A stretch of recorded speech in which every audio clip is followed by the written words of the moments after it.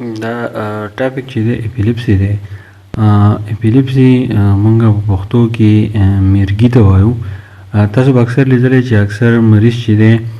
هغه نڅه په راتاویږي او دا سټې چې دی په شا طرف ته ځي، نو دغې ته مونږ اپیلیپسي ورته وایو. اوس د دې اپیلیپسي کازز څه دي؟ د دې ټولو غټ کار چې دی چې سډنلی ایکسیسیو ډسچارج ان ګرے میټر چې زموږ سره کوم سپاینل کارډز دی او بیا په دغې سپاینل کارډ کې چې زموږ سره کم نیوران دي، په هغې نیورانو کې چې کم سیل باډي دي یا زموږ سره ډینډرایډ دي، په هغې کې ناڅاپه الکتریکل ډسچارج وشي، یعنې دغه نیورانز کې سیل باډي یا دغه ډینډران چې دي موږ ډینډرایډز ورته وایو، دغه چې کله سډنلی چینج راشي نو د هغې د وجې نه د اپیلیپسي چې دی کاز کېږي. بل د دې سیمټم چې دي علامات چې کله یو مریض ته اپیلیپسي دوره پرې راشي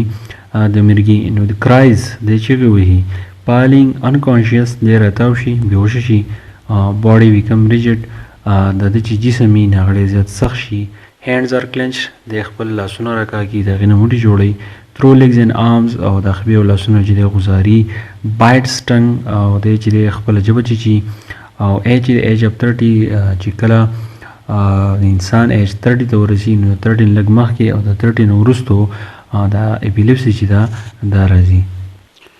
اوس د دې ټریټمنټ داسې دی چې پیشنټ شوډ بی ناٹ ډسټربډ. کم مریض ته چې اپیلیپسي دوره پرې راشي نو هغه پیشنټ چې دی هغه موږ نه ډسټرب کوو. ډونټ ګیو اینی سټیمولنټ، په هغه وخت کې چې دی دله به ګولې وغیره چې دی څه نه ورکوئ، او پیشنټ شوډ بی اسلیپ، او دی به چې دی کولاو چې دی به کښېنئ، هوادار چې دی به کښېنئ چې دی له ګوټې په هغه ځای کې سمني. کله چې دی سمني یو نیمه ګنټه دی خوب وکړي نو کله چې دی راپاسي نو دی چې دی بالکل به کور شوی وي. یو پیر ته بیا سمري وایم چې اپیلیپسي چې دی موږ مرګي ته وایو. مرګي داسې مرض دی چې انسان ته راځي په 30 year ایج کې د ده سټ چې دی شا طرف ته تاویږي، داسې تاویږي نو خو لږ شان چې دی داسې کږېږي او دی چې نصب راتاو شي، دی بېهوشه شي، خپله ژبه چې خپل لاسونه خپې چې د هغه غوځاري، په خوله چې دی سرسګی راځي او باډي چې دی زموږ سره ډېر زیاته سخته شي، نو دې ته موږ اپیلیپسي وایو. د دې ټریټمنټ دا دی چې که مریض ته اپیلیپسي بیماري راغلي نو دی به چې دی لږ ځانه به جدا کښېنوي، هوادار چې دا دی ګنټه نیمه ګنټه خوب وکړي نو کله چې دی راپاسي نو دی چې دی کور شوی وي. تھینک یو، ډېره مننه.